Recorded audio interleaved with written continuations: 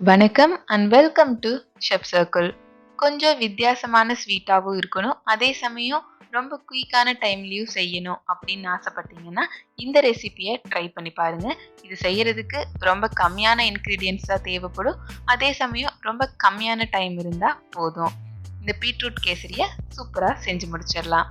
அந்த பீட்ரூட் கேசரி செய்யறதுக்கு 2 பீட்ரூட்டை நல்லா தோல் சீவி சின்ன சின்ன பீஸாக கட் பண்ணி வச்சுருக்கேன். அதை மிக்சர் ஜாரில் மாற்றிக்கலாம். மாற்றிட்டு இதில் 1 கப் தண்ணி சேர்த்துக்கோங்க.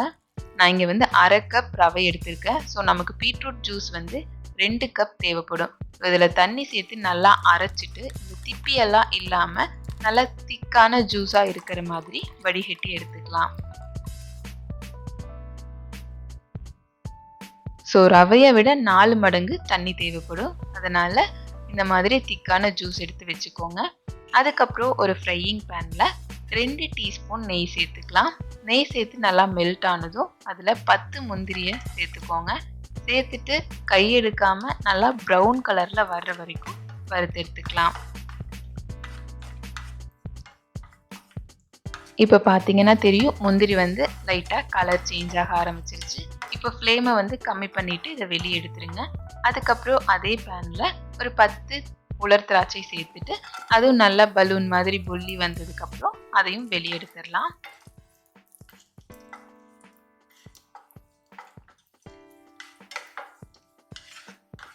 ஸோ இந்த மாதிரி வந்ததுக்கப்புறம் நம்ம திராட்சையும் வெளியே எடுத்துடலாம்.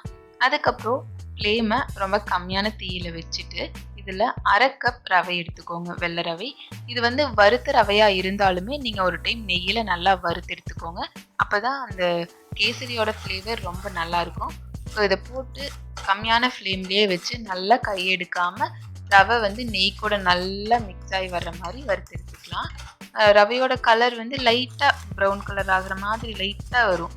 ஸோ அந்த ஸ்டேஜ் வரைக்கும் நம்ம வறுத்து எடுத்துக்கலாம்.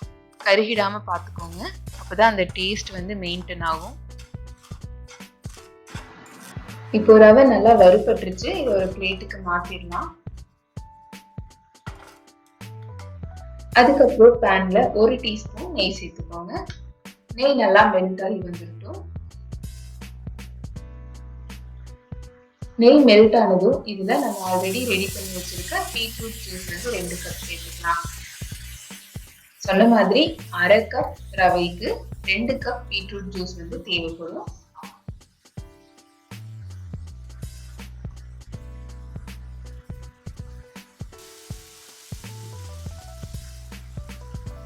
இது கூட 2 ஏலக்காயை நல்லா தட்டி வச்சிருக்கேன், அதை சேர்த்துக்கலாம். நீங்க ஏலக்காய் பவுடர் சேர்த்துறதுனால ஒரு 1/4 டீஸ்பூன் சேர்த்துக்கோங்க.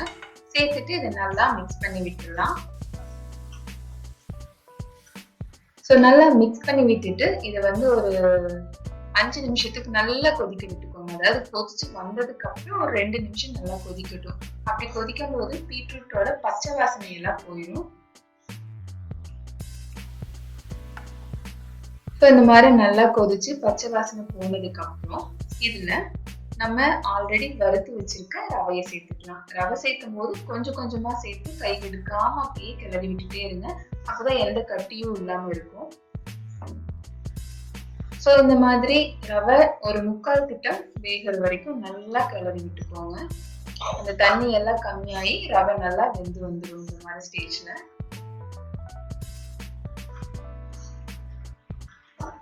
இப்ப பார்த்தாவே உங்களுக்கு தெரியும், ரவை வந்து நல்ல தண்ணியெல்லாம் இழுத்து ஒரு 3/4 பதத்துக்கு வெந்து வந்துருச்சு.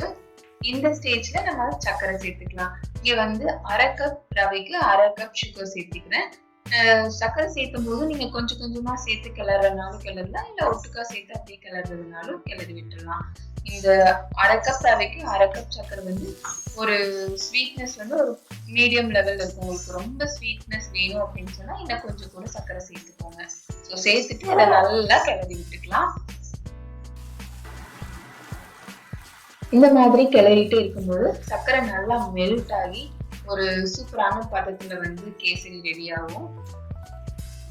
ஸோ பாத்தீங்கன்னாவே தெரியும் உங்களுக்கு, சர்க்கரை நல்லா மெல்ட் ஆயிடுச்சு. அதே மாதிரி ரவையும் நல்லா வெந்துருச்சு. ஒரு சூப்பரான பதமும் நமக்கு கிடைச்சிருச்சு.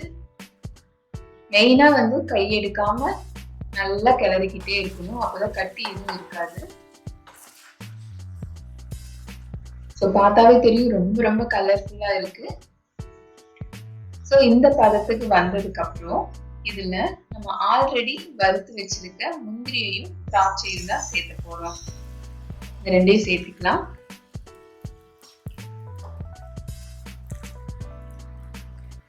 முந்திரி திராட்சை சேர்த்துட்டு இதை நல்லா மிக்ஸ் பண்ணி விட்டுருங்க.